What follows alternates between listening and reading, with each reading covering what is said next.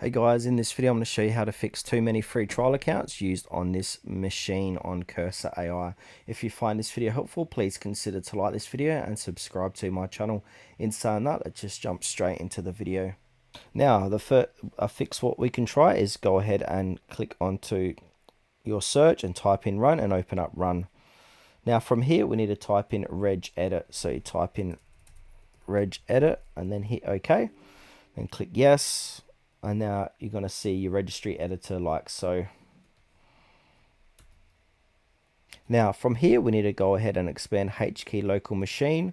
And then on the next step we need to go software. Now look for the Microsoft option, expand that. Now once you're inside of there, go ahead and expand cryptography. Now inside of here, go ahead and delete machine guide or GUID. And then go ahead and click on delete, click yes, and then reboot your PC. Then once you've rebooted your PC, you should be out. That problem should be fixed.